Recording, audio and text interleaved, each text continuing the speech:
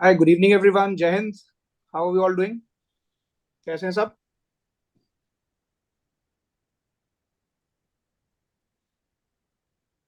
M I audible to all of you?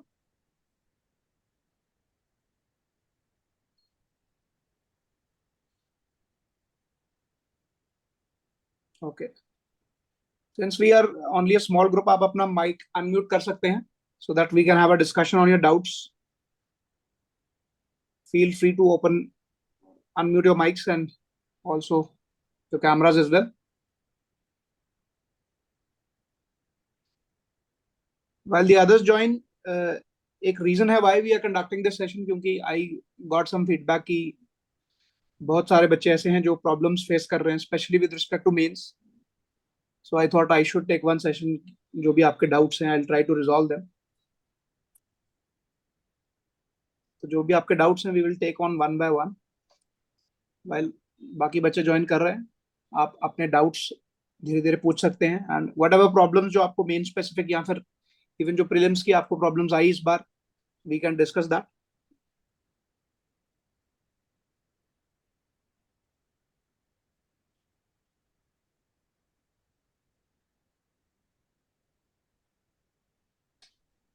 You need to participate if, अगर आपको ये doubt session थोड़ा effective बनाना है, तो I think all of us need to be audible, need to be participating in this. तो keep that hesitation and the thought of being judged behind, and आराम से आप अपना माइक अनम्यूट करें and participate in the discussion. So let's start with Anjali. Anjali, how you? Let's have a brief introduction. काफी समय हुआ शायद आपसे वन ऑन वन में मिला भी नहीं सबसे। I just have a little introduction. Okay, you can ask Anjali. आपके जो भी डाउट्स हैं, आप थ्रू कमेंट्स आप बता सकते हैं मेरे को। Shobha, how you doing?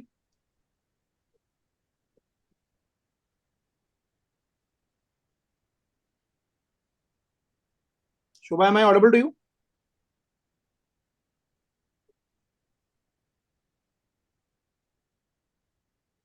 Okay, Anjali, you are there?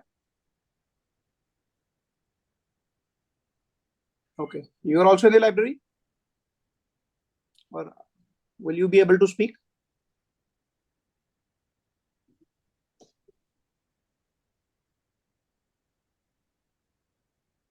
Okay, Rahul, Raj, if you are possible to unmute, it's possible for you to unmute yourself, and you can go ahead and first tell me a little bit about you, and then we can have the doubts.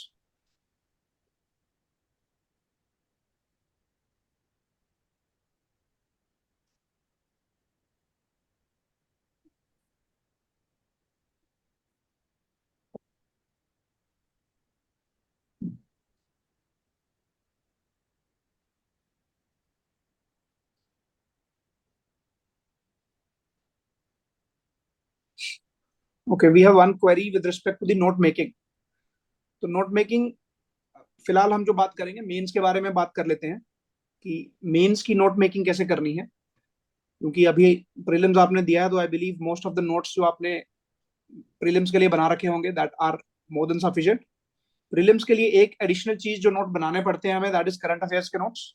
And current affairs का I think we have, जिन लोगों ने classes attend करी भी हैं पहले भी अभी भी, तो दे मस्ट बी अवेयर कि करंट अफेयर्स का main thing is just focus on one particular source. एक सोर्स पे आपको रेफर करना है, और उसके एक बार अगर जैसे खुद पढ़ रहे हैं तो एक बार नोट्स बना लीजिए। नोट मेकिंग प्रोसेस इतना कॉम्प्लेक्स और टाइम कंज्यूमिंग नहीं है जितना हमें लगता है। जैसे हम करंट अफेयर्स की बात करें, तो लेट अस से राइट नाउ टुडे इज 1 जुलाई। तो अगर हम 10 दिन पीछे जाएं तो 20 जून के आसपास मई के करंट अफेयर्स का कंपाइलेशन, अगर हम विजन की बात करें या किसी की भी बात करें, तो वी हैव जो मंथली कंपाइलेशन आता है उसका हमें लगभग 20 तारीख ऑफ द नेक्स्ट मंथ, जैसे मई का जो है वो जून 20 के आसपास मिल जाता है। तो आपके पास एक महीने का समय रहता है उस एक मंथली पीडीएफ को पढ़ने के लिए, अगर हम मंथली नोट्स बना रहे हैं। तो लेट्स से देयर इज 150 पेजेस के आपकी कंपाइलेशन है। तो once you have complete 30 days, तो लेट्स से आप एक दिन सिर्फ 10 पेज के नोट्स बना रहे हैं, तो कोशिश ये करनी है कि 15 डेज में आपका जो नोट मेकिंग प्रोसेस है करंट अफेयर्स का, वो आपका खत्म हो जाए।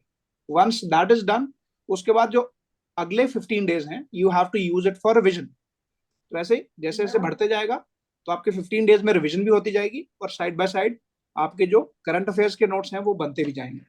सो दैट इज वन थिंग जो आप करंट अफेयर्स के प्रीलिम्स ओरिएंटेड नोट्स के लिए कर सकते हैं. जो लोग मंथली कंपाइलेशन बना से पढ़ रहे हैं, दैट इज फॉर देम. जो डेली कंपाइलेशन से पढ़ रहे हैं, sometimes there are people who would like to read the current affairs daily.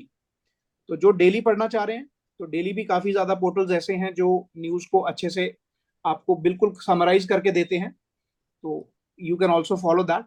But कोशिश आपकी, जब आप मंथली नोट्स बनाते हो या डेली भी बनाते हो, तो आपका कोशिश सिर्फ इतना रहना चाहिए कि आपके नोट्स बहुत ज्यादा क्रिस्प हों. कई बच्चों के डाउट रहते हैं कि सर न्यूज़पेपर से नोट्स बनाएं या नहीं बनाएं. तो आई वुड नॉट रेकमेंड कि न्यूज़पेपर से आप डायरेक्ट नोट्स बनाओ. आप पढ़िए, डेफिनेटली न्यूज़पेपर पढ़ना जरूरी है, बट हैविंग सेड दैट, पढ़ने से ज्यादा जरूरी है कि आपके पास नोट्स होने चाहिए. तो न्यूज़पेपर पढ़ के नोट्स आप किसी स्टैंडर्ड सोर्स से बनाइए, क्योंकि उससे समय बचता है. और at the end of the day इस एग्जाम में समय ही सबसे इंपॉर्टेंट चीज है जो हमारे पास नहीं होता है. This is about the prelims का करंट अफेयर्स. जब हम मेंस की बात करेंगे, ना मेंस का कुछ भी करने से पहले आपके पास क्या होना जरूरी है? Anybody who can tell me, जो अपना माइक अनम्यूट कर सकता है.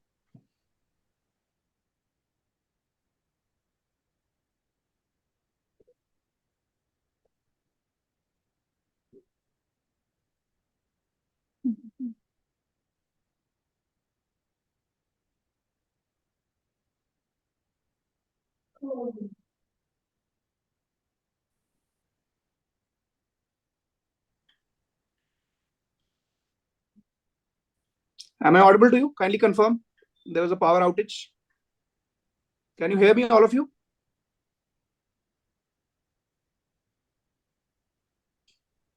Am I audible? Kindly confirm once.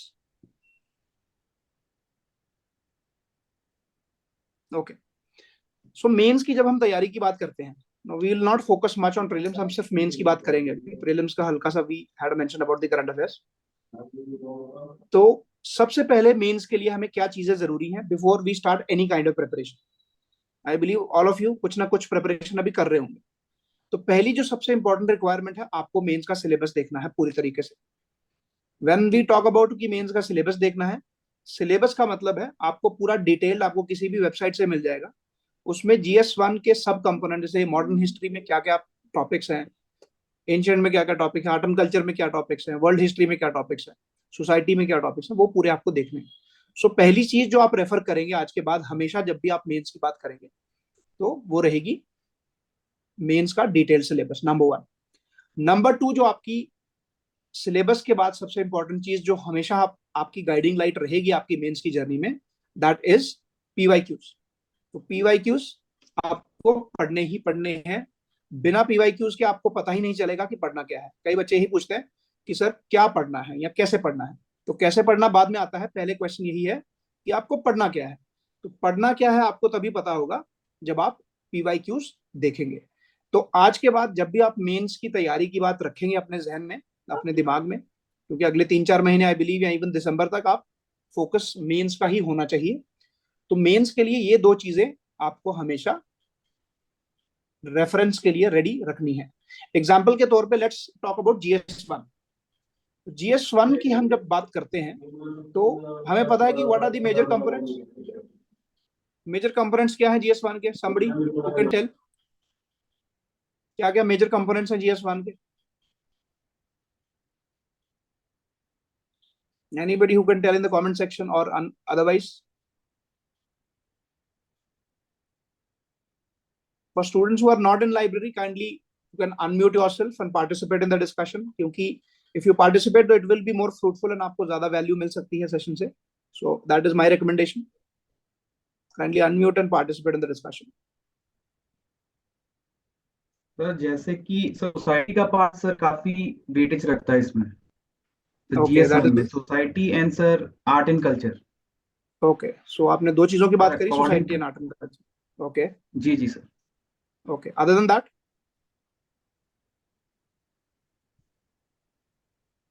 History की बात करी, वर्ल्ड हिस्ट्री की बात करी.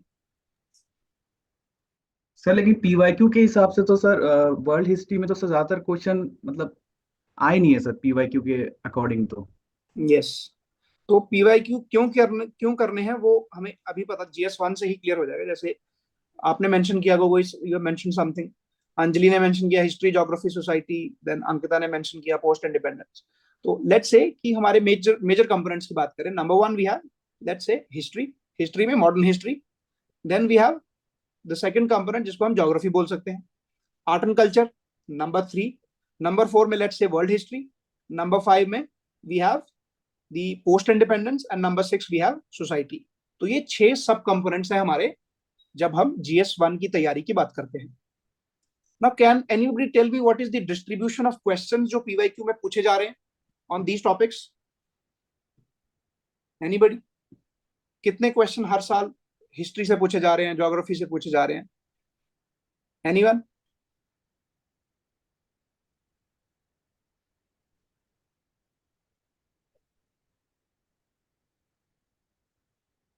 तो for your reference you will be amazed, जिन लोगों ने अभी ये एनालिसिस नहीं कैरी आउट किया है, कि every year 6 to 7 questions, and in fact 7 to 8 questions are being asked from society, and similarly 6 to 7 questions are coming from geography.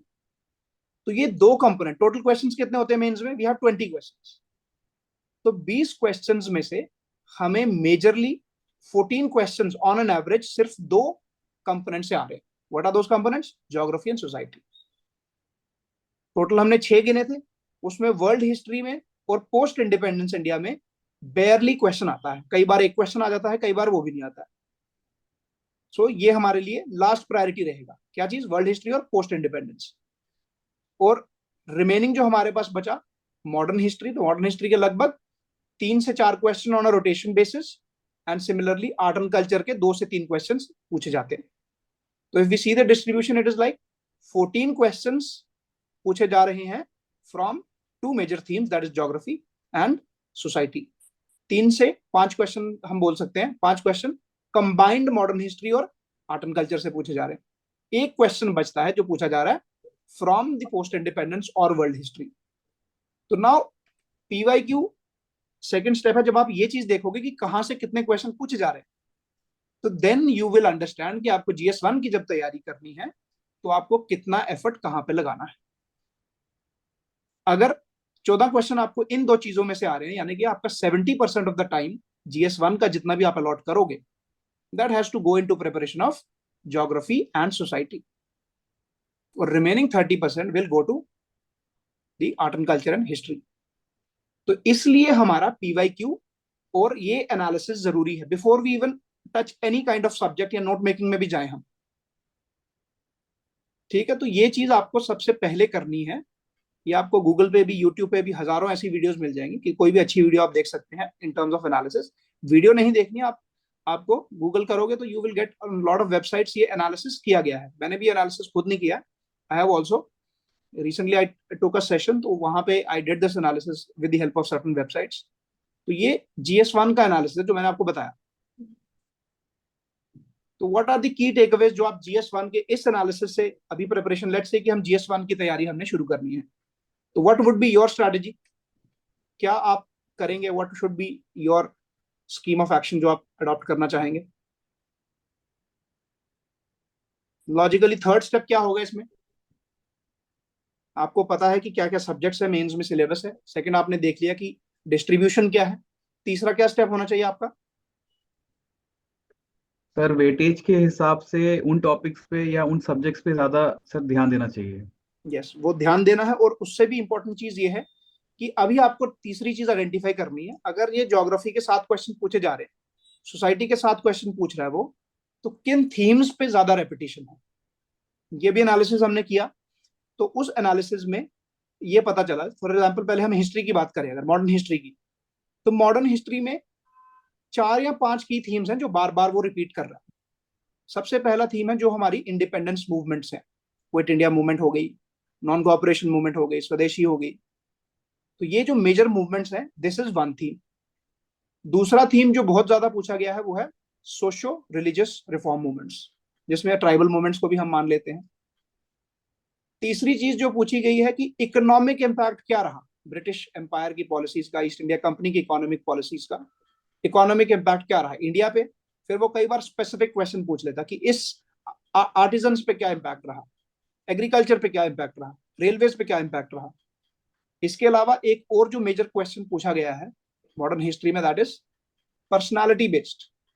तो पर्सनालिटी बेस्ड का मतलब है कि महात्मा गांधी एक ऐसा थीम है जो बहुत बार पूछा गया। इनफैक्ट महात्मा गांधी एक ऐसा थीम है जो ऑलमोस्ट हर ईयर पूछा गया है।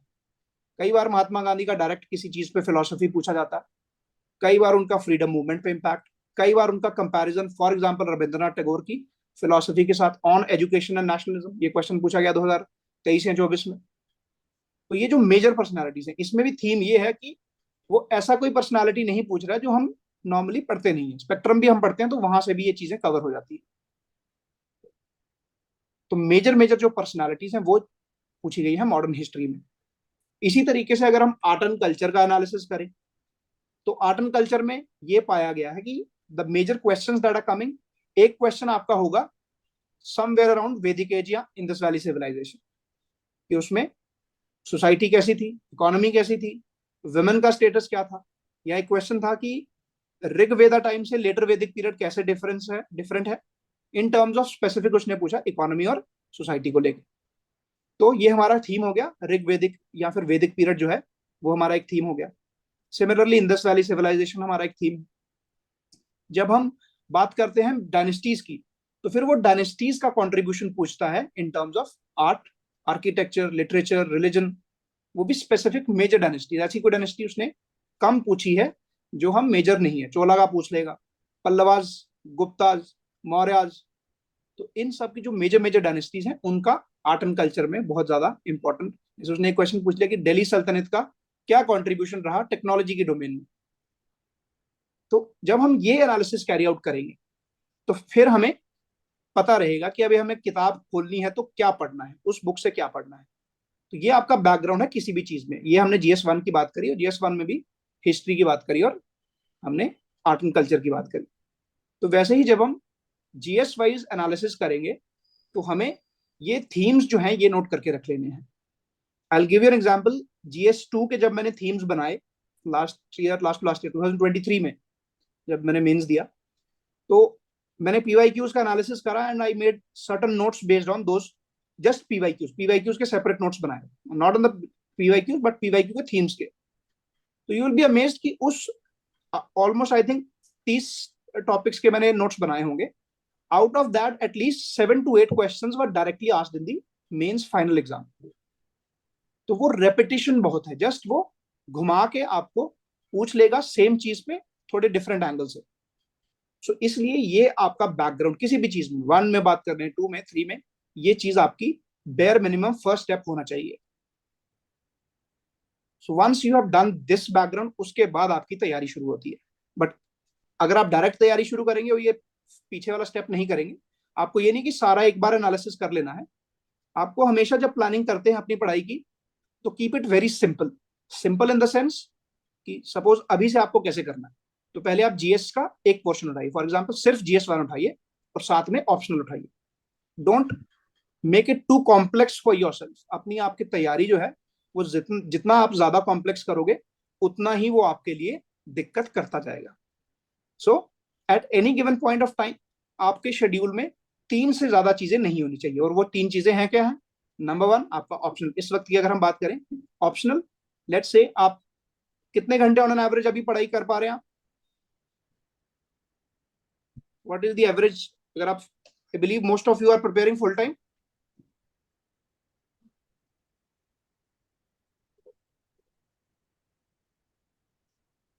What is the duration of study जो आप कर पा रहे हैं लगभग ऑन अ डेली बेसिस, कितने घंटे लगा पाते हैं। Okay, so let's take on an average with different kind of, let's say 8 hours. Some are able to give 4 to 5 hours. So let's say 8 hours on a midway somewhere. तो अगर आप 8 घंटे लगा रहे हैं तो 50% of your time has to go to your option, क्योंकि आपको ओवरऑल पिक्चर हमेशा याद रखनी है। अगर आपको मेंस फाइनली क्लियर करना है और इंटरव्यू में क्लियर करके आपको फाइनल में अच्छा स्कोर लेना है, तो आपको 3 चीजें हैं जिसपे आपका पूरा कंट्रोल होना चाहिए। You should have very good marks in that. What are these 3 things. Number 1 आपका optional, number 2 essay, and number 3 is ethics. क्यों ये 3 पेपर इंपॉर्टेंट है। वो इसलिए इंपॉर्टेंट है क्योंकि इनमें मार्क्स की रेंज बहुत है। ऑप्शनल में you can get anywhere between 180 to 300 320 तक आपको कुछ भी आ सकता है, अगर डिपेंडिंग अपॉन आपके कैसा परफॉर्म करा है। सिमिलरली एसए और एथिक्स में भी the marks vary between 80 marks to 140 and sometimes even 150 also. So 50 से 100 नंबर का डिफरेंस सिर्फ एक पेपर में, ऑप्शनल में और हमारा एथिक्स और एसए में आ सकता है। तो ये 3 पेपर जो होंगे ये आपका हमेशा मेन स्ट्रेंथ होना जरूरी है। ऐसा नहीं कि जीएस बाकी पे फोकस नहीं करना है, बट जब आप कॉस्ट बेनिफिट एनालिसिस की बात करोगे तो जब नंबर ही आप जीएस में जितना भी आप एफर्ट मारेंगे, एट मैक्स कितना नंबर आ जाएगा आपका जीएस 1 2 में? जीएस 1 में भी 100 110 और जीएस 2 में लेट्स से ऑन हायर साइड 120 और जीएस 3 में बहुत ज्यादा एफर्ट लगाएंगे 100 के आसपास। जीएस 3 में most of the students have not got good marks, क्योंकि वो जनरली भी यूपीएससी का थोड़ा पैटर्न रहता है कि एक आध जीएस को it tries to keep it a little down. तो जीएस 3 पिछले 2-3 साल से marks have been on lesser side. तो इसलिए इनमें जब स्कोप ही इतना है तो ऐसा नहीं कि एफर्ट नहीं मारना है, but effort will definitely put all effort, but without effort कुछ होना नहीं है, बट डायरेक्शन आपको जरूरी है। तो डायरेक्शन यही है कि फर्स्ट प्रायोरिटी है टू गेट एटलीस्ट 275 और 280 marks in the optional, bare minimum उतने अगर आ जाएंगे that definitely you will be very comfortable. और दूसरा जो आपका टारगेट है कि 120 प्लस एटलीस्ट एसए में और एथिक्स में आपको लेके आने हैं। सो टोटल अगर हम एनालिसिस करें, if you are let's say 280 marks का आप ऑप्शनल में ले आते हैं, 120 you are able to get let's say in ethics, it makes it 400 and let's say 130 you are able to get in essay, तो आपका 530 मार्क्स हो जाता है सिर्फ इन 3 पेपर से। तो आपको इंटरव्यू कॉल के लिए या फिर आपको बहुत अच्छा रैंक लेने के लिए you need another 300 marks in 3 paper में, जीएस 1 2 और 3। तो थोड़ा सा मेहनत करके उनमें भी एवरेज 100 मार्क्स लाए जाते हैं, क्योंकि जो जीएस 2 है उसमें 120 तक भी आ जाते हैं इफ यू प्रिपेयर वेल। तो 120 वहां ले लीजिए आप, लेट्स से 100 यहाँ पे, and even if you get 80 in GS 3 you still end up having 830 marks in the final mains. तो 830 अगर आपका आ जाता है तो इंटरव्यू में अगर आपके रीजनेबली एवरेज मार्क्स भी आते हैं, एवरेज इज 160 170, तो you will be close to 1000 marks और लेट्स से 980 मार्क्स, तो you will be close to top 100 आपका रैंक आ सकता है इस स्ट्रैटेजी से। ना क्वेश्चन है, I would be wanting all of you to ask questions specific to GS so that थोड़ा सा वन वे डायलॉग हो जाए तो it's not a very informative चीज, ऐसा आपको भी थोड़ा सा वो लगेगा। तो आई वुड रिकमेंड जो भी आपके जीएस स्पेसिफिक क्वेश्चंस हैं kindly ask that so that we are able to contribute in a better way. आपको क्या क्या प्रॉब्लम्स आ रही हैं काइंडली लेट मी नो, फिर हम उसके हिसाब से तैयारी करते हैं।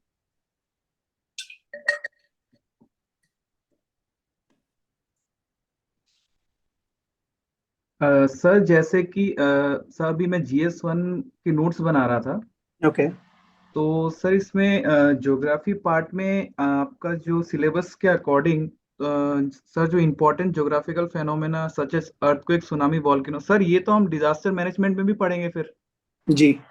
तो सर उसके लिए सिर्फ सिंगल एक ही नोट बनाए कि सर मतलब अलग अलग करें फिर? ओके आपका नाम क्या है? Kal sir Kalpat Jyoti Gogoi sir.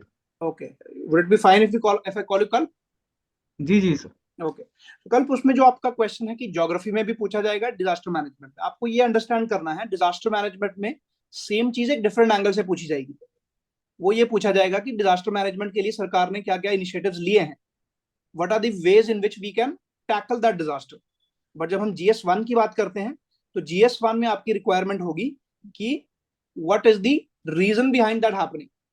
जब आप लैंडस्लाइड की बात करते हो तो ज्योग्राफी में हम आंसर लिखेंगे जब, तो ज्योग्राफी की रिक्वायरमेंट है कि लैंडस्लाइड क्यों होते हैं, हिमालयाज और वेस्टर्न घाट्स में क्या डिफरेंसेस हैं, और एट मैक्स कुछ रीसेंट रिपोर्ट है in terms of area, in terms of the recent occurrences of landslide.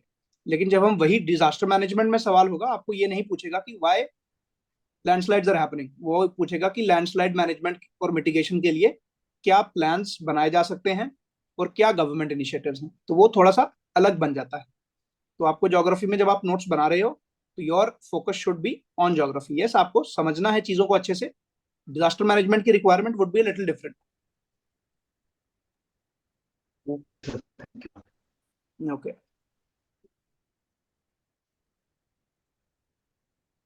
What else? Kindly feel free to ask questions.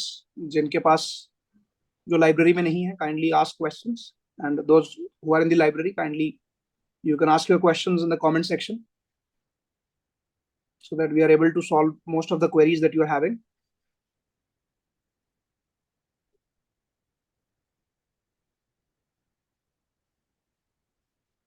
Okay, so we have a question regarding ethics paper. So जैसा मैंने आपको बताया कि ethics के लिए सबसे important paper है हमारा एक टॉप 3 में, अगर हम जैसे हमने इवेलुएट करा कि ethics में अगर आप एफर्ट मारते हैं तो वो पहली चीज जो आपको समझनी है कि ethics और essay की तैयारी is almost on a similar line in terms की आपको जो मटेरियल इकट्ठा करना है ethics के लिए, जो नोट्स बनाओगे प्लस जो essay के लिए नोट्स बनाओगे, उसमें कई जगह पे आपको कॉमन चीजें दिखेंगी और कॉमन ही नोट्स बनेंगे उसके। तो sticking to ethics for now, तो एथिक्स की तैयारी जब आपने करनी है तो पहले वही आपको आइडेंटिफाई करना है कि क्वेश्चंस पूछे क्या जा रहे हैं। नाउ कई बार बच्चों का सवाल होता है कि sir what is the good source for ethics? तो एथिक्स के लिए कोई भी एक स्टैंडर्ड सोर्स या एक भी कोई अच्छी source I did not find in the market, और मेरे को लगता है कि जरूरत भी नहीं है। आपको सेलेक्टिवली कुछ चीजें तैयार करनी है एथिक्स में अच्छा करने के लिए। क्या वो कुछ चीजें हैं? नंबर 1 ये है कि बेसिक्स आप किसी भी स्टैंडर्ड सोर्स से उठा लीजिए। स्टैंडर्ड सोर्स किसी भी जो इंस्टीट्यूट का है उसका पीडीएफ आप उठा लीजिए। That will be your foundation, जो आपको होप करेगा कि हाँ बेसिक डेफिनेशंस आपकी कवर्ड है, क्योंकि वो तो सबके पास है और उसमें से पेपर जनरली ज्यादा नहीं आता, उसको सिलेक्टिवली हमें देखना है उसमें से। नाउ क्वेश्चन जब आप देखोगे एथिक्स में, सेकेंड स्टेप आपको ये करना है कि आप टॉपर की आंसर कॉपी देखोगे। For example if I recommend you 2021 topper Shruti Sharma, 2022 में rank 2 I think Garima Lohia, इनकी आप एथिक्स और एसए की आंसर कॉपीज देखिए। जब आप इनकी आंसर कॉपीज देखोगे तो you have to keep 2-3 things in mind. पहली चीज ये है कि आंसर एथिक्स का लिखा कैसे जाता है, क्या क्या इसका स्ट्रक्चर रहता है। सेकेंड ये है कि जब आप टॉपर की आंसर कॉपी देखोगे यू विल अंडरस्टैंड कि किस टाइप का मटेरियल मुझे नोट्स में ऐड करना है। Now if you see Shruti Sharma की आंसर कॉपी, तो she has added almost 8 to 10 examples in every question, or diverse examples, some from history, some from personal life, some from, let's say, current affairs, some from politics, some from different other fields. तो वो सबसे पहला जो आपने काम करना है ethics का, जब आप नोट्स बनाओगे, वो स्टैंडर्ड आपके पास कंपाइलेशन रहेगा, उसमें से सिलेक्टिवली चीजें नोट कर लीजिए। उसके बाद आपको खुद वैल्यू एडिशन करनी है in terms of examples, quotations और मे बी समटाइम्स एनेक्डोट्स। तो वो उसका पहला सोर्स आपका यही रहेगा। टॉपर्स की 4-5 अच्छे टॉपर्स जिन्होंने ठीक ठाक 120 प्लस स्कोर किया है, उनकी आपको कॉपीज मिल जाएंगी गूगल पे। गूगल करिए, उनकी कॉपी से अच्छे एग्जाम्पल्स और अच्छे कोट्स नोट करके अपने पास रख लीजिए। This is the first source. Secondly, क्योंकि आप सबके पास समय है, you are appearing next year, तो आपने क्या करना है, जैसे आप न्यूज़पेपर पढ़ रहे हैं, newspaper even if you are not reading in detail, तो जस्ट न्यूज़पेपर में आपको कोई ऐसा एग्जाम्पल मिलता है, किसी ने कोई अच्छा काम किया है, for example let's say some sports person who has displayed some exemplary courage, or maybe some social worker who has done some good job, some civil servant who has done some good job, तो वो अपनी एक fact book बनानी है आपने, जो common रहेगी आपकी एथिक्स और ऐसे के लिए। तो उस फैक्ट बुक में आपने ये एग्जाम्पल्स नोट कर लेने हैं। एग्जाम्पल्स नोट करने का मतलब ये है कि आप उसको बार बार रिवाइज करो, सिर्फ नोट करके नहीं रखने आपने, क्योंकि जब आप फाइनल एग्जाम कंडीशन में बैठोगे, लेट मी टेल यू, आपको वही एग्जाम्पल्स याद आएंगे जो आपने बहुत बार रिवाइज करे हैं। स्ट्रेस में सिर्फ वही चीज आपको काम आएगी जो आपने बहुत बार पढ़ी है, क्योंकि एग्जाम में there is a lot of pressure के साथ साथ देयर इज ऑल्सो, आप एक पर्टिकुलर जोन में चले जाते हैं, और अगर थोड़ा सा ऊपर नीचे चीजें होती तो you might get some kind of anxiety also. तो इसलिए बार बार वो चीजें रिवाइज करनी है ना। साथ में क्वेश्चन है आपका कि एथिक्स के आंसर जो है वो जीएस के आंसर से कैसे डिफरेंट है। नाउ डिफरेंट वो इस तरीके से है कि आपको ये समझना है कि एथिक्स में they are not wanting to know facts. GS में, GS1 की बात करें, 2 की बात करें, it is more a factual thing. उसमें ना ही आपकी लैंग्वेज को ज्यादा जज किया जा रहा है, और ना ही आपकी broad answer writing in terms of vocabulary वगैरह वो आपको नहीं देखा जाता। जीएस में एक रिक्वायरमेंट है, सपोज जैसा क्वेश्चन लेट्स से कि 1857 रिवॉल्ट हुआ, व्हाट वर द मेजर और लेट्स से what were the immediate causes of that, या वर्ल्ड वॉर 2 के इमीडिएट कॉजेज क्या थे। तो वे इमीडिएट कॉजेज आप सिंपल पॉइंट वाइज फॉर्म में you can simply, factual information है 4 5 6 जितने भी पॉइंट्स आपको याद आते हैं, you simply mention that. But when we talk about ethics, तो एथिक्स का आंसर अलग हो जाता है, क्योंकि इट इज, पहली चीज वो फैक्चुअल नहीं है, it is more tilting towards आपकी वैल्यूज, आपके मॉरल्स, क्या सोचते हैं आप, कैसे काम करते हैं आप।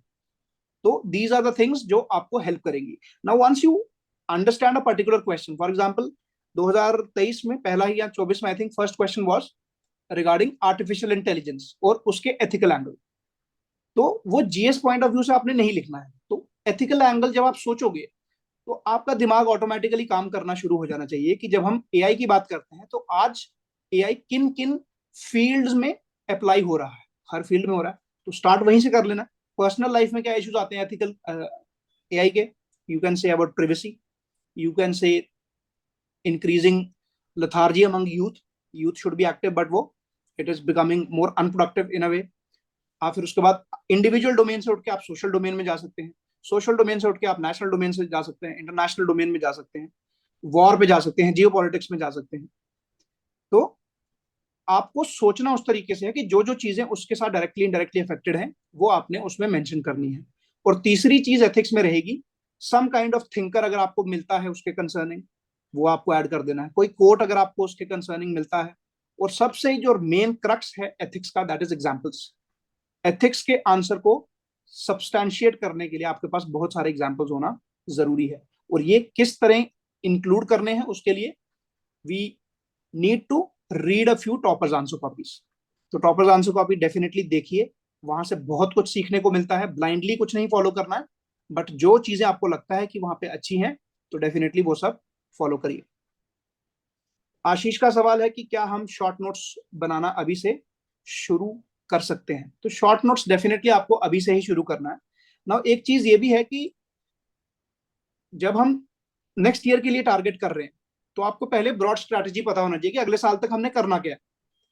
तो आपको ब्रॉड, अगर मैं आपको प्लान बताऊं तो ऐसे आपका प्लान होना चाहिए कि बहुत लेट भी करोगे, क्योंकि यू अभी आपको सबको, all of you have given prelims I believe, तो बेसिक्स आप सबके क्लियर हैं, क्योंकि प्रीलिम्स आपने सबने तैयार किया है और कईयों ने मेंस भी तैयार कर रखा होगा ऑलरेडी। तो सबसे पहली रिक्वायरमेंट है कि आप, वी आर ऑलरेडी इनटू जुलाई, तो लेट्स से नेक्स्ट 3.5 मंथ्स, जुलाई अगस्त सितंबर और 15 डेज ऑफ अक्टूबर, मिड अक्टूबर तक आपके सारे नोट्स में जब हम बात करते हैं, सबसे पहले आपके ऑप्शनल के हैंड रिटन नोट्स होना बहुत जरूरी है। आपके खुद बनाए हुए नोट्स ऑप्शनल के, उसका कोई सब्सटीट्यूट नहीं है, तो वो बना के आपके 15 अक्टूबर से पहले पहले आपके पास वो होना चाहिए। In addition to that, current affairs को छोड़ के बाकी आपका जो मेंस का स्टैटिक पोर्शन है उसके भी आपके पास नोट्स होने चाहिए। 15 अक्टूबर तक आप, अगर आपके नोट्स पूरी तरह से रेडी हैं, फ्रॉम 15 अक्टूबर टिल 31 दिसंबर, तो जो आपके पास 2.5 महीना बचेगा, लगभग 70-75 डेज, उन 75 डेज में आपको सिर्फ एक्सटेंसिव आंसर राइटिंग करनी है। और इनफैक्ट आंसर राइटिंग आपको वेट नहीं करना है अक्टूबर का, आप आज से आंसर राइटिंग शुरू कर सकते हैं और करनी चाहिए, दैट इज माई रिकमेंडेशन। अगर आप ज्यादा नहीं भी लिख पाते हैं, at least spare half an hour and write 3 answers every day. रोज के अगर आप 3 लिखेंगे तो हमारे पास अगले 100 दिन में you will be able to write 300 answers. ठीक है, 300 आंसर अगर आप लिख ले होंगे तो you will have a lot of confidence, जो बहुत सारे बच्चे नहीं करते हैं। I will give you an example की आंसर राइटिंग और इस एग्जाम का you will get the perspective. एक छोटी सी इंसिडेंट है, I would like to share with you. I was there in Lucknow for a session. तो लखनऊ में उस सेशन में लगभग we had 1000 odd students participating.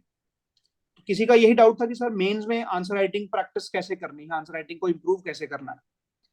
तो उनको मैंने बताया जो भी स्ट्रैटेजी था, उसके बाद उनको मैंने टास्क दिया। डेट थी 24 अक्टूबर आई थिंक, 24 अक्टूबर 2024, पिछले साल अक्टूबर की बात है वो।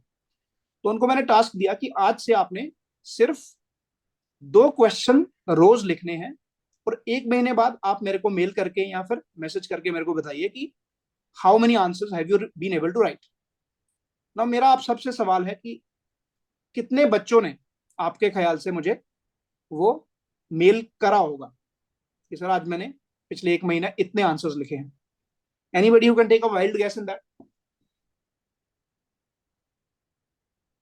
What would be the number जिन लोगों ने मुझे मेल लिखा होगा out of 1000, 1000 बच्चों में से कितने लोगों ने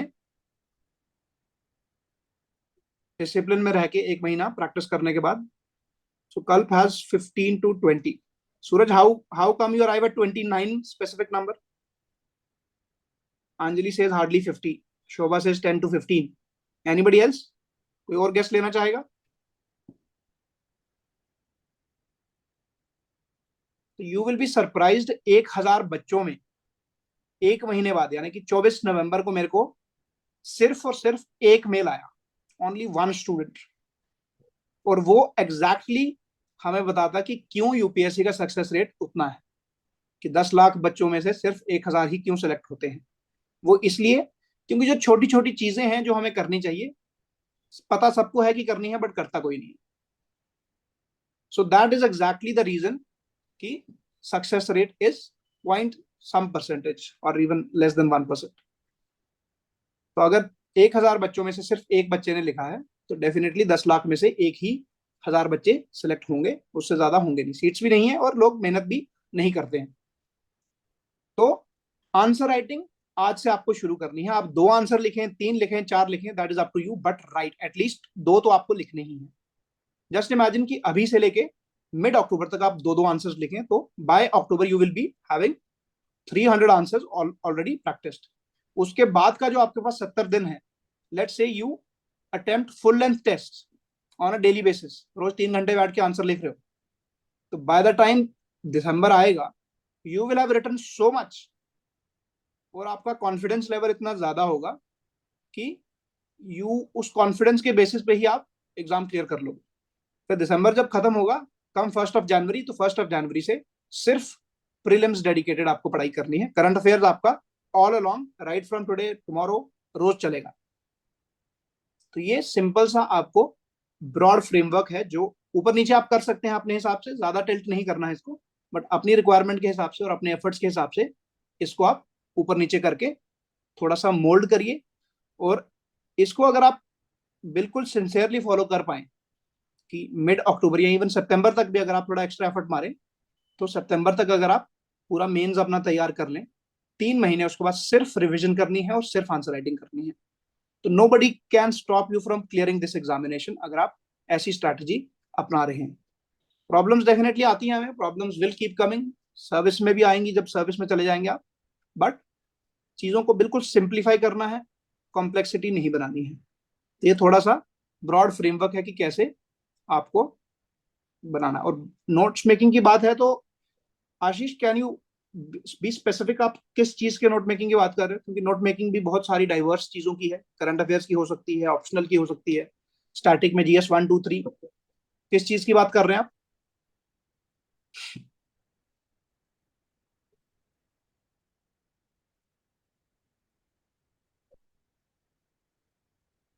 आशीष, यू देयर?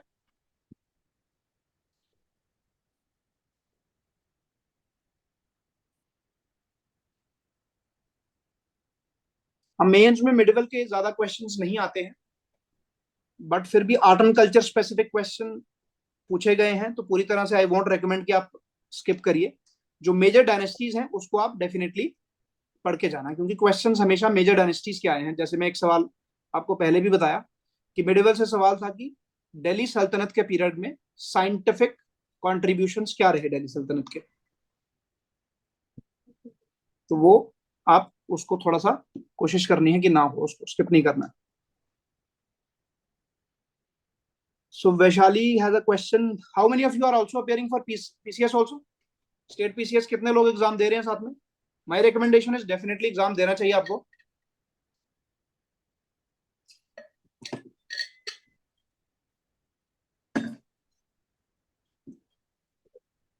कोई नहीं दे रहा पीसीएस का?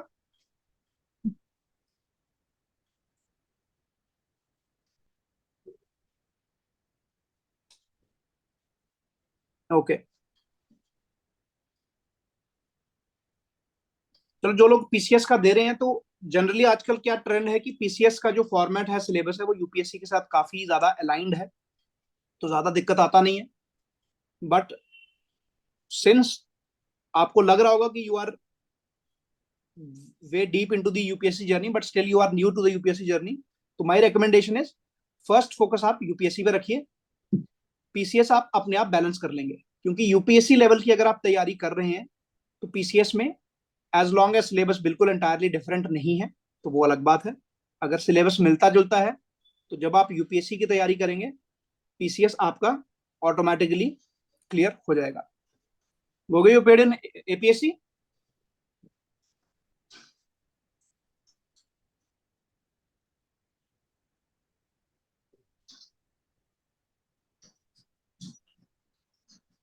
तो अभी जो क्वेश्चन है नोट मेकिंग को लेके कि नोट्स कैसे बनाने हैं और कहाँ बनाने हैं, कहाँ से बनाने हैं इनफैक्ट, तो इसमें आपको दो तीन चीजें रियलाइज करनी है। प्रीलिम्स में आई बिलीव आप सबने कुछ ना कुछ नोट्स बनाए होंगे या फिर एटलीस्ट कुछ स्टैंडर्ड सोर्सेज से पढ़ाई करी होगी। For example if I talk about myself, तो मॉडर्न हिस्ट्री मैंने हमेशा स्पेक्ट्रम से पढ़ी, I did not refer to any other source.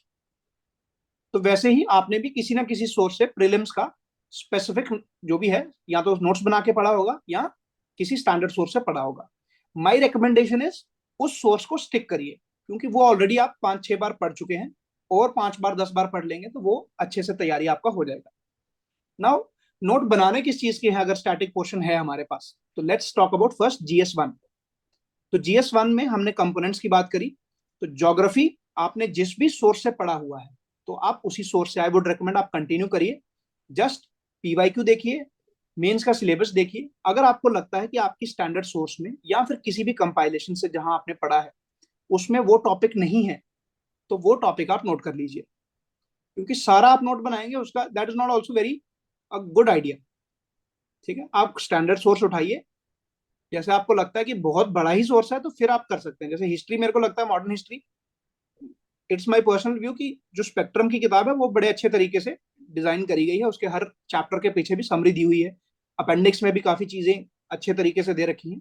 तो उस चीज के नोट मैं पर्सनली नहीं एडवाइस करता उस चीज को बनाना।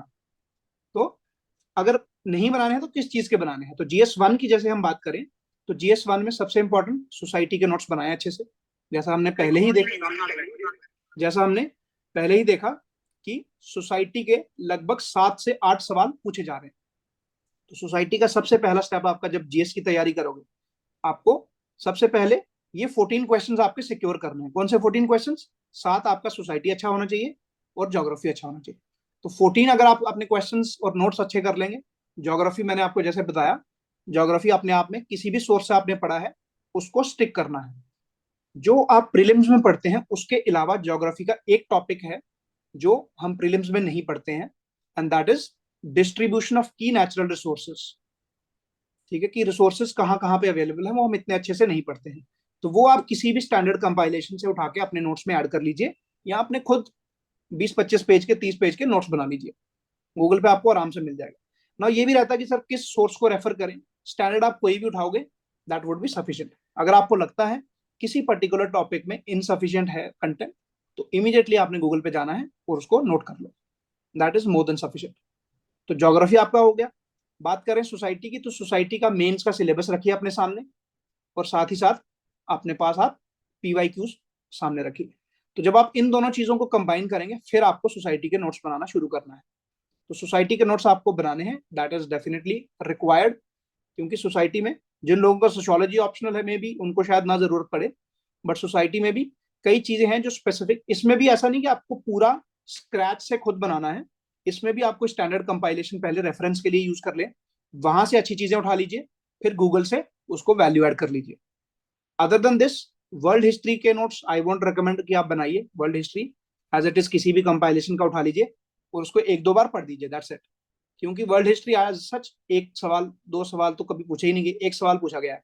सिमिलरली जो हमारा पोस्ट इंडिपेंडेंस इंडिया है ना, जब आप पोस्ट इंडिपेंडेंस इंडिया का एनालिसिस करोगे आपको एक चीज रियलाइज होगी कि एक पर्टिकुलर टॉपिक है जो बार बार रिपीट हुआ है, एक ही क्वेश्चन पूछा जाता है और वो है स्टेट्स रीऑर्गेनाइजेशन को लेके। तो स्टेट्स रीऑर्गेनाइजेशन एक इंपॉर्टेंट टॉपिक हो जाता है पोस्ट इंडिपेंडेंस का, बट उसके भी आई वोंट रिकमेंड कि आप नोट्स बनाओ, क्योंकि स्टैटिक चीज है, नया कुछ नहीं हो रहा उसमें। तो वो भी आप कोई भी कंपाइलेशन उठाइए, और सबसे इंपॉर्टेंट चीज है कि वेटेज कितनी है, एक सवाल पूछा जा रहा है तो जब सवाल ही एक पूछा जा रहा है not waste more time on that. फिर इसके बाद आपका बचता है हिस्ट्री और आर्ट एंड कल्चर ना। हिस्ट्री में मॉडर्न हिस्ट्री, अगर आप स्पेक्ट्रम से कंफर्टेबल हैं तो उसी से बार बार रिवाइज करिए, बहुत अच्छे से किताब दे रखी है। अगर आपको नोट्स बनाने की जरूरत फील होती है तो नोट्स जब बनाओगे तो वो पीवाईक्यू और मेंस के सिलेबस को देख के बनाने हैं। Don't waste your time unnecessary कि नोट्स ही बनाते बनाते दिसंबर आ गया और रिविजन नहीं हुई। सिमिलरली आर्ट एंड कल्चर में भी बहुत सोर्सेज हैं, स्टैंडर्ड सोर्सेज पे स्टिक करिए, सारी चीजें उसमें अच्छे से दे रखी हैं। स्टैंडर्ड सोर्सेज की भी जब हम बात कर रहे हैं तो ऐसा नहीं है कि आपको पूरे का पूरा खुद उसको पढ़ना है, आपको स्पेसिफिक चीजें पढ़नी है। जैसे मॉडर्न हिस्ट्री की बात करी तो मॉडर्न हिस्ट्री में हमने थीम्स आइडेंटिफाई कर लिए, जितनी मूवमेंट्स हैं, जितनी पर्सनालिटीज हैं, या फिर इकोनॉमिक इम्पैक्ट वाले चैप्टर्स हैं, उनको हम अच्छे से पढ़ लेंगे। ये ब्रिटिश पॉलिसीज हैं, उनको अच्छे से पढ़ लेंगे। तो वही सवाल पूछे जा रहे हैं, तो ऐसा करेंगे। तो टारगेट बनाइए कि एक महीने में आपका, लेट्स से नेक्स्ट एक महीने, आज 1 जुलाई है, तो लेट्स से बाय 31 जुलाई आपका GS1। GS1 के लिए एक महीना मोर देन सफिशिएंट है, ठीक है। 20 दिन में भी हो जाएगा, but to be on a safer side एक महीने का टारगेट बनाइए कि आप GS1 अच्छे तरीके से नोट मेकिंग कर लें। और नोट मेकिंग ज्यादा इसमें है नहीं GS1 में, क्योंकि डायनेमिक कंपोनेंट बहुत कम है। तो ये GS1 स्पेसिफिक। GS1 के बारे में किसी का कोई डाउट है before we move to GS2? Anybody who would like to ask anything GS1 के बारे में?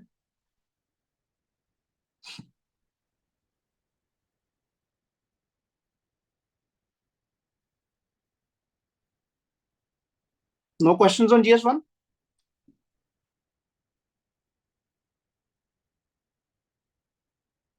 तो GS1 ओके। तो GS2 की अगर हम बात करें तो GS2 में what are the components? Number 1 आपका पॉलिटी आता है, जो आप पढ़ते हो लक्ष्मीकांत में।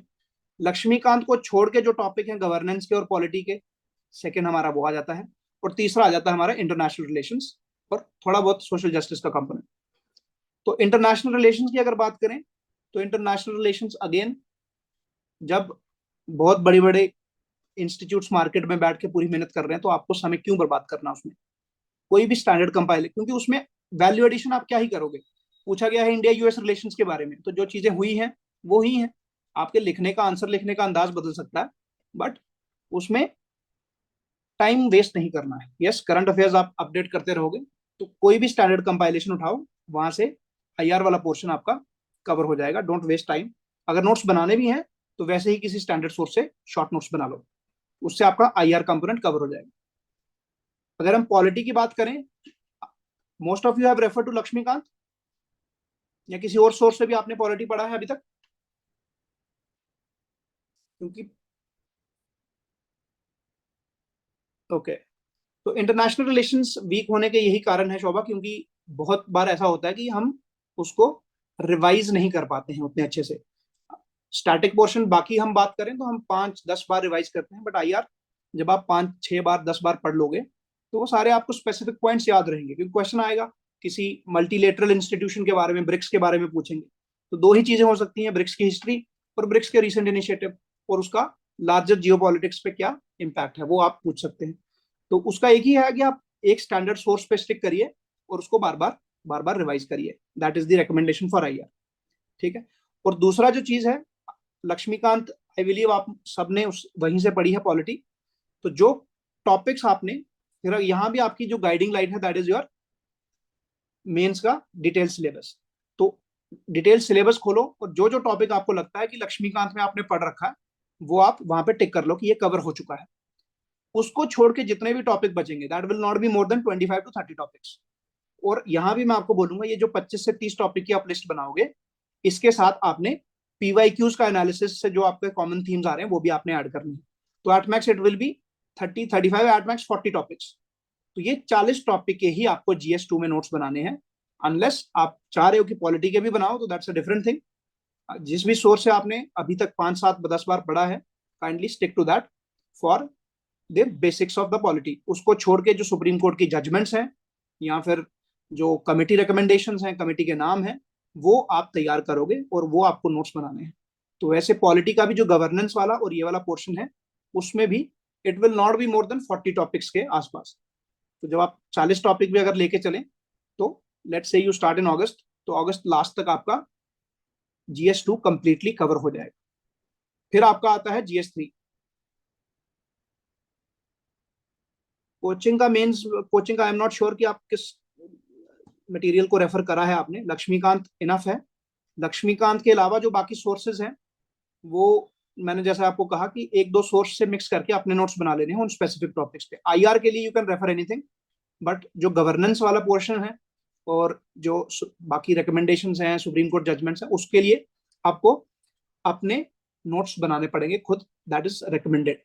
जैसा मैंने आपको GS2 का एग्जांपल दिया, लाइव एग्जांपल, की जब आप PYQ के नोट्स बनाएंगे, मैंने जब बनाए PYQ के नोट्स GS2 के खासकर, तो 7 to 8 और इनफैक्ट 9 क्वेश्चंस डायरेक्टली उन्हीं टॉपिक से रिपीट हुए वहां पे। तो ये हर बार ही होता है। तो GS2 के आपको नोट्स सिर्फ उन टॉपिक्स पे बनाइए, नंबर 1 PYQ रेफरेंस लेके, और नंबर 2 जो आपके प्री वाली सोर्स में कवर नहीं हुआ है। Okay, so Ankita, if you are facing issues with respect to IR, कहां से आप पढ़ रहे हैं IR? देखो, आपको ये चीज रियलाइज करनी है कि आपका अल्टीमेट एम जो है वो नोट्स बनाना नहीं है। अल्टीमेट एम है कि उसको रिटेन करना। तो अगर आपको लगता है कि कोचिंग मटेरियल इनसफिशिएंट है, तो आप जो मार्केट में अच्छा सोर्स है, विजन हो सकता है या फिर ओनली IS का रेफर कर लीजिए, जो भी आपको ठीक लगे, तो उसमें आपने क्या करना है, उसको आप स्टैंडर्ड सोर्स बना लीजिए। फॉर एग्जाम्पल, किसी भी IR का, जैसे विजन की बात करी आशीष ने, तो उसको आप अपना बेस बनाइए। It will not be more than 100-120 pages से ज्यादा होता ही नहीं है। ठीक है? तो आपने क्या करना है, सपोज आपने रोज के कुछ टॉपिक्स पढ़ने हैं, लेट्स से रोज के 20-30 पेज पढ़ रहे हो आप। तो जब आप वो पढ़ोगे, जस्ट क्विकली आपको गूगल करके रेफरेंस ले लेना है कि क्या कोई चीज इसके नोट्स में मिस तो नहीं है। मोस्ट ऑफ द थिंग्स आपको ये रियलाइज करना है कि मार्केट में जो भी की प्लेयर्स हैं, बड़े प्लेयर्स हैं, जो वो अपने आप को सस्टेन करने के लिए मार्केट में पैसा लगा रहे हैं। तो इफ दे आर देयर, तो हो सकता है कि एक आध टॉपिक छूटा हो उनका, but they have to sustain, तो क्वालिटी उनको देना उनके लिए कंपल्शन है। तो वी कैन ट्रस्ट, इतना कोई दिक्कत की बात है नहीं उसमें। फिर भी आपको लगता है कि कोई एक आध चीज छूटी है, तो जस्ट रेफर टू गूगल, और वहां जाके जो पॉइंट आपको लगता है कि मिस है, उसको उसी नोट्स पे आप ऐड कर लीजिए। That is the best thing. IR में ज्यादा समय आई वोंट रिकमेंड कि स्पेसिफिकली आपको वेस्ट करना है। शॉर्ट नोट्स बनाने हैं तो that you can make. Okay, तो उसके बाद हम बात करेंगे GS3 की। तो GS3 सभी GSS में सबसे डाइवर्स है और सबसे ज्यादा लो स्कोरिंग है एज ऑफ लास्ट 2-3 ईयर्स। तो इसमें आपको क्या करना है, बारिंग जो इकोनॉमी का पोर्शन जो आपने अपने प्रीलिम्स में बेसिक्स पढ़ा है, इकोनॉमी के कई बार 2-3 क्वेश्चंस आते हैं डायरेक्ट क्वेश्चंस, बेसिक्स, तो वो आप उसी सोर्स से पढ़ेंगे। अदर देन दैट, इसमें आपको नोट्स बनाने पड़ेंगे, और GS3 में एक्सटेंसिव नोट्स बनते हैं। अगेन, थोड़ा सा नोट मेकिंग कम करने के लिए, सो दैट नोट मेकिंग आपका एफर्ट कम लगे, आप किसी स्टैंडर्ड्स कंपाइलेशन को ले लीजिए और उसी में अपने नोट्स को वैल्यू ऐड करिए। फॉर एग्जाम्पल, अगर हम बात करें इंटरनल सिक्योरिटी की, तो इंटरनल सिक्योरिटी का किसी का भी आप स्टैंडर्ड कंपाइलेशन उठाइए, और उस स्टैंडर्ड कंपाइलेशन में गूगल पे जाके latest editions based on PYQ आपको हमेशा वो रखना है। तो इसी में भी जब आप लिस्ट बनाओगे टॉपिक की, तो यहाँ पे एक्सटेंसिवली लगभग 50 के आसपास या मे बी 50-55 टॉपिक्स आपके बनेंगे जो आपको नोट्स बनाने पड़ेंगे। तो अगर मैं 50-55 टॉपिक्स की बात कर रहा हूँ, तो यू हैव टू रियलाइज, जब आप किसी एक टॉपिक पे नोट बना रहे हो, it should not be more than 1-1.5 pages, यानी कि 1 शीट फ्रंट एंड बैक, और may be 3rd sheet only first half, क्योंकि आपको एग्जाम में उतना ही लिखने को मिलेगा, उतना भी नहीं मिलेगा। इट इज ओनली 150 वर्ड्स और एट मैक्स 250 वर्ड्स। तो इसलिए नोट्स जब आप बनाते हैं, नोट में फालतू चीजें नहीं लिखनी है, सिर्फ वेरी इंपॉर्टेंट थिंग्स जो आपको लगता है एग्जाम में आप यूज करोगे। क्योंकि सब कुछ लिखने लगोगे तो किताब एक और तैयार कर दोगे, तो फिर उसका यूटिलिटी खत्म हो जाएगा। सो रिकमेंडेशन इज, जैसे GS3 की हमने बात करी, मेंस का डिटेल सिलेबस रखिए अपने पास, तो उसको सारे नहीं बनाने। जैसे हम GS में, इसमें GS3 में साइंस की बात करें, साइंस टेक्नोलॉजी की, तो साइंस टेक्नोलॉजी के नोट्स आपको बनाने की जरूरत नहीं है, आप किसी भी कंपाइलेशन को रेफर करिए। उसमें देयर इज नथिंग, उसमें सिर्फ समझने की जरूरत है और उसको रिवाइज करने की जरूरत है।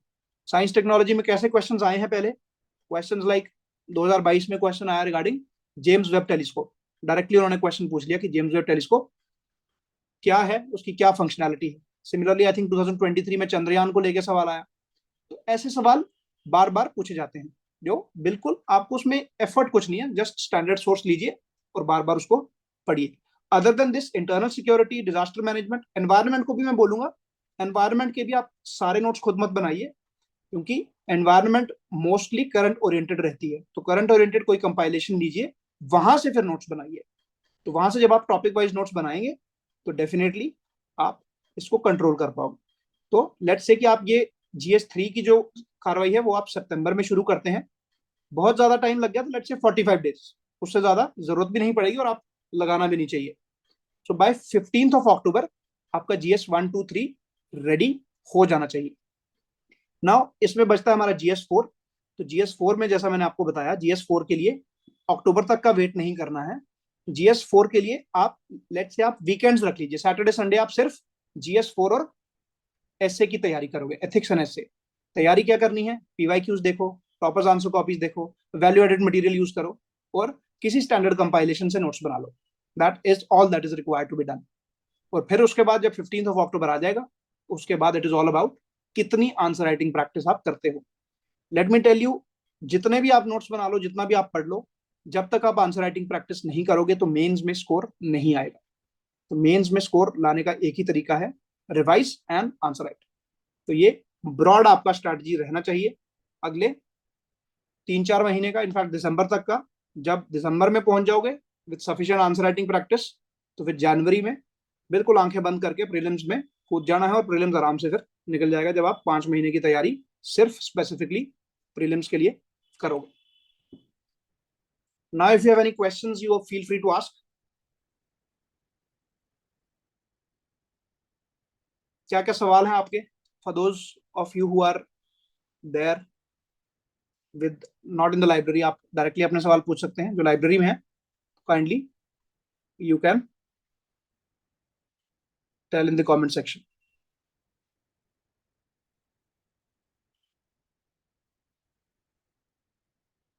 आशीष, आपकी 2 अटेम्प्ट बची हैं, and how old are you?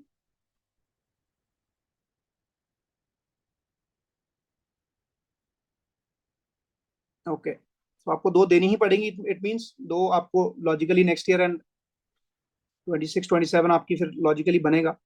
तो डेफिनेटली आपको देना चाहिए, you have nothing to lose. और स्टेट PCS आप दे रहे हैं साथ साथ?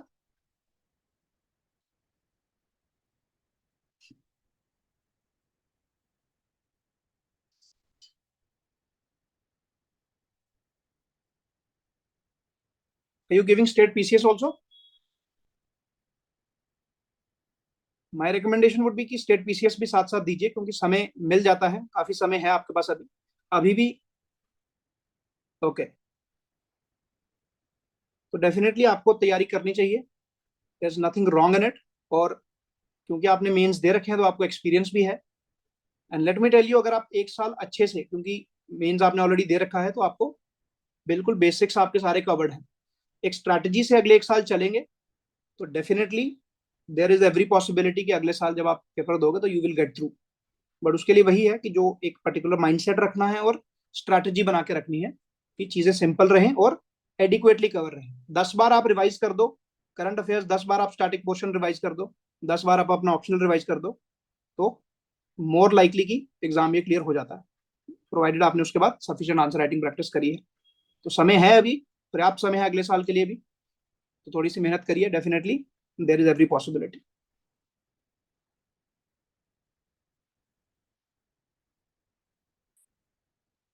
What else? What are the other doubts, other queries?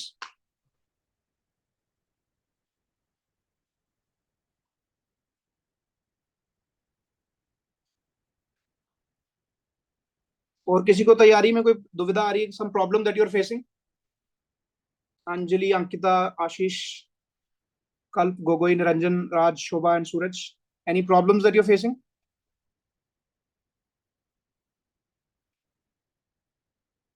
Okay, mentoring course. So I actually started a batch last year, Super 50 के नाम से, in which I am teaching some 15 students, जिसमें right now we have covered the prelims and about to start with the mains वाला portion जो है, तो उसमें we'll be covering, जैसे मैंने आपको बताया, इसी strategy से। क्योंकि उसमें क्या है कि it is about strategy and it is about hand holding। तो जैसा मैंने आपको बताया, इसी तरीके से we are teaching those 15 students. तो उसमें most of the things starting from GS1, GS2 classes either are taken by me or I have my brother who is former officer of the IB. तो हम दोनों classes लेते हैं उसमें, and then we'll prepare the students for mains by maybe next 3 months. That is the plan in that. बाकी I'll be joining the academy this year December में. Till December I will be available for that, and post that maybe उतना समय मेरे पास नहीं होगा. तो December तक we are planning to run that, so that any possibility, any problem that you face, we are there to at least make some kind of help, whatever possible. Any other questions that you have?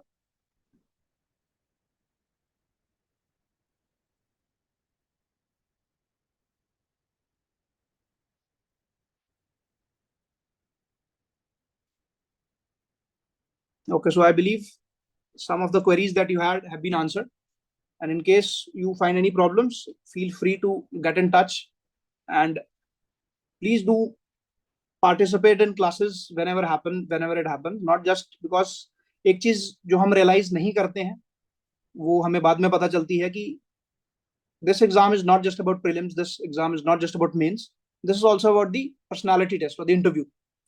And the major focus of the personality test is to test what you are, and that is only going to be possible by the way you speak. तो जब भी आपको कहीं भी centralized कोई platform मिलता है where you are able to or you have the opportunity to speak, kindly use that opportunity, क्योंकि interview के लिए separate तैयारी कुछ नहीं है. Interview is one part is knowledge and the other part is personality. Knowledge is a running process and so is the personality. ऐसा नहीं हो सकता कि आप मेंस का रिजल्ट आने के बाद personality को groom करने की कोशिश करें. That starts with today. So whatever or wherever the opportunity is there, always feel free to participate, to ask questions, to give answers, so that वो अंदर से confidence आपका evolve होता रहे. So shall we wind up the session? Any queries? If there, we'll take, else we will wind up the session for now. Okay, I believe the doubts have been taken. So my best wishes to all of you. Should you feel any problem, feel free to connect. And my best wishes, I'm sure that if you work good enough for the next 1 year, then there's every possibility that you will be on the other side of it. So God bless you. Take care. Jai Hind.